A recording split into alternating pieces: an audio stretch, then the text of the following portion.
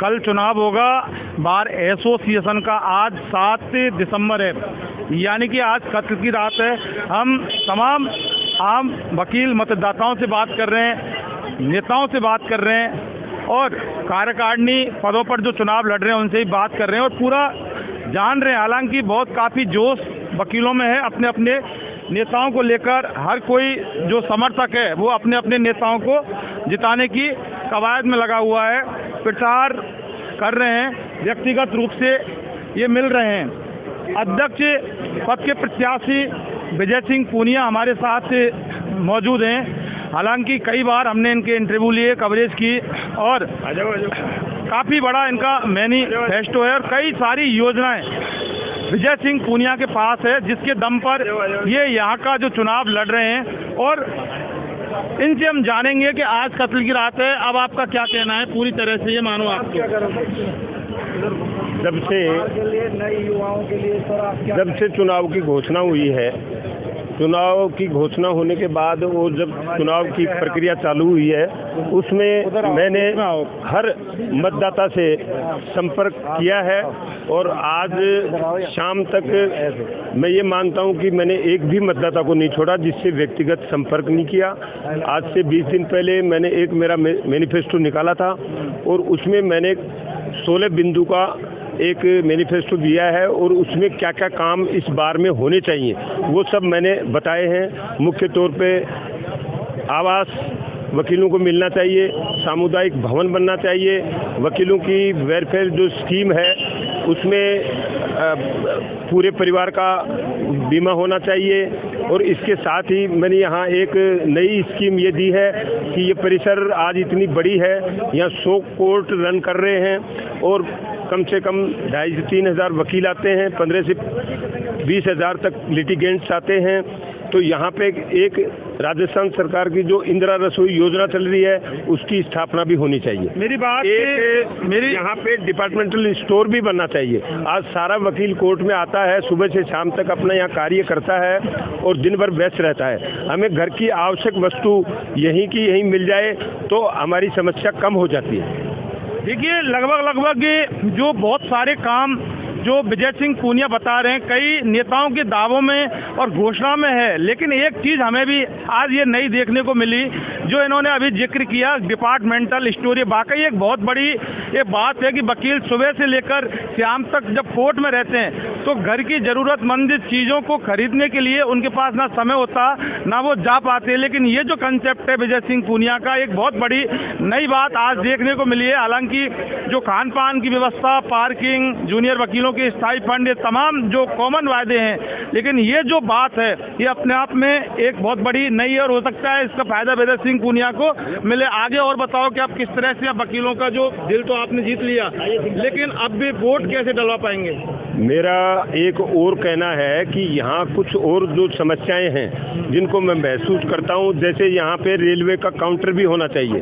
दूसरा, इस परिसर में चाकसू, बस्सी, चोम्बू, बगरू और आपके मालवीय नगर, इन सब जगह से वकील आते हैं और हमारी इस परिसर में यदि राजस्थान रोडवेज से इस तरह की बसें लगाई जाएं, जैसे चाकसू से सुबह 9:30 बजे चले, चोम्बू से सुबह 9:30 बजे चले और 10 बजे 10:30 बजे हमको कोर्ट में छोड़ दे। इससे क्या है कि एक तो पार्किंग की समस्या हल हो जाएगी और दूसरा उन वकीलों को ये परेशानी कम हो जाएगी और शाम को 5 बजे सभी गंतव्य स्थान पर जाने वाली बसें यहाँ से जाएं। लेकिन अब ऐसा है कि मैंने आज मैं पूरी तरह से सेटिस्फाई हूँ और मैंने हर मतदाता से संपर्क किया है और मेरी सारी जो प्लानिंग मैंने बताई है उन्होंने समझा है और यहाँ देखा है। पहले युवा मतदाताओं को मेरे से अनभिज्ञता थी, मेरे बारे में नहीं जानते थे और वैसे तो मैं यहाँ साल भर काम करता हूँ, लेकिन इस तरह की समस्याएं जैसे व्यक्तिगत समस्याएं आ गई, बार काउंसिल से संबंधित समस्या आ गई, उनका समाधान मैं करता रहता हूं। लेकिन उनको ये पता नहीं था कि ये इतने बड़े जो काम हुए हैं वो किसने किए हैं और आगे क्या काम होने चाहिए यहाँ पे। मैं आज दावे के साथ कहता हूँ कि पिछले 10 साल से इस परिसर में प्लानिंग कोई बनी होगी, लेकिन जो लोग चुन के चले जाते हैं कभी जनता के बीच नहीं आते हैं। आज हमारे यहाँ पे 250-300 चैम्बर बड़े हैं, वो क्यों नहीं अलॉट हो रहे हैं? ये एक बहुत बड़ी समस्या है। ऐसे ही बहुत सी ऐसी समस्याएं हैं। आज यहाँ की आगे की बिल्डिंग का सारा नक्शा पास हो गया, उसमें हमको सरकार से सिर्फ हमको वो लाना है, बजट लाना है। अच्छा, एक मेरा अब एक आखिरी एक सवाल होगा कि यहाँ का जो वोटिंग है, यहाँ का जो पूरा मतदान होता है वो प्रभावित होता है युवा वकीलों से, जो यूथ जो जनरेशन वकील हैं। तो क्या आपको लगता है कि आप पे वहाँ तक पहुँच गए, या अगर नहीं पहुँचे तो क्या आपको नहीं लगता कि उसका खामियाजा आपको भुगतना पड़ेगा? पहुँचे या नहीं पहुँचे वकील? मैंने एक एक वकील से आज भी संपर्क किया है। आज नहीं करते करते करीबन मैं 2000 वकीलों से मिला हूँ। मैं सुबह 9 बजे यहाँ आ गया था और अब 5 बजने को है। आपने मुझे बुला लिया इसलिए मैं आ गया। मैं कलेक्ट्री तक गया हुआ था और मैं पूरी तरह से सेटिस्फाई हूँ, क्योंकि प्रारंभ में जब मैंने ये चुनाव की प्रक्रिया चालू की तो मुझे समझ में आया कि यहाँ सैकड़ों वकील ऐसे हैं जो मुझे नहीं जानते हैं, शक्ल से जानते हैं, नाम नहीं जानते हैं, मेरा काम नहीं जानते हैं। लेकिन आज मैंने बैठ के सबसे व्यक्तिगत बात की है। मैंने यहाँ झुंड के झुंड लेके कोई रैलियाँ नहीं निकाली और हर मतदाता से मैंने बैठ के बात की है, मेरी बात समझाई है, उनके समझ में आ रही है और मुझे आश्वस्त किया है आज सब वकीलों ने जिनसे मैं मिला हूँ कि भाई साहब हम निश्चित रूप से हम आपके साथ हैं, आपको जिताएंगे। आपके अलावा 7 प्रत्याशी मैदान में हैं, ये बहुत बड़ी आपके लिए नहीं लगता कि कठिन चुनौती होगी? मेरे लिए इस समय कोई कठिन चुनौती नहीं है। मेरे लिए कठिन चुनौती उस दिन थी जब मुझे वकील जानता नहीं था, मेरा युवा साथी मुझे जानता नहीं था।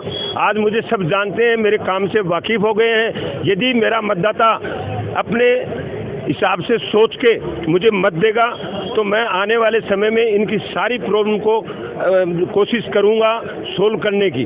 और मान लिया मैं किसी वजह से कोई कारण से नहीं बन पाता हूं, इनका मन नहीं बनता है और उन दूसरे लोगों के साथ कोई लगा हुआ है, तो मैं इन समस्याओं के निदान के लिए पीछे नहीं हटूंगा। मैं इसी तरह जीवन भर जब तक वकील रहूंगा वकीलों के हित में काम करता रहूंगा। क्यों कि मैं आज वकीलों की सारी समस्याएं जानता हूं, उनको सोल्व करने का तरीका जानता हूं।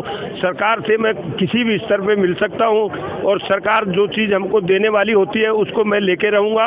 और मैं निश्चित रूप से यहाँ फिर पुनः कह रहा हूँ आपको, आज यहाँ हजारों वकील हैं, गाँवों से शहरों से आए हुए हैं, उनके पास मकान नहीं है, रहने की समस्या है। यदि वकील के पास अपना खुद का मकान हो जाए तो उसकी वकालत अपने आप चल जाएगी। और ये मेरे साथी पहले दिन से मुझे मिले, मैंने कहा मैं मकान दिलाऊंगा। आज ये सबके सामने ठोक के कहते हैं कि मैं आपको मत दूंगा, कोई और दे या नहीं दे। देखिए, काफी आप इनसे भी पूछ लीजिए। दिल के अंदर एक तरह से एक उबाल सा नजर आ रहा है। और इस बार चूंकि वाकई ये चुनाव अब एक बहुत बड़ा ये महासंग्राम जो है ये वकीलों के आन मान सम्मान के लिए लड़ा जाता है, वकीलों की समस्याओं के लिए लड़ा जाता है। लेकिन अब सवाल यही होगी कि तमाम दावे जो इन्होंने किए हैं, तमाम जो घोषणा इन्होंने की है कि अगर मैं जीतता हूं तो वाकई ऐसा मैं करूंगा, लेकिन अब सवाल ये है कि वकील इनको किस तरह से चुनेंगे या किस तरह से लेके आएंगे, ये वो वक्त बताएगा जब मत पेटियों का पिटारा खुलेगा। और जो पिटारा कल यानी कि 8 दिसंबर को भरा जाएगा, उसके बाद खुलेगा, तब तय होगा कि विजय सिंह पूनिया यहाँ के अध्यक्ष बनेंगे या फिर कोई और बनेगा। इन्वेस्टिगेशन मीडिया के लिए पवन कुमार के साथ सेशन कोर्ट से मैं जितेंद्र शर्मा।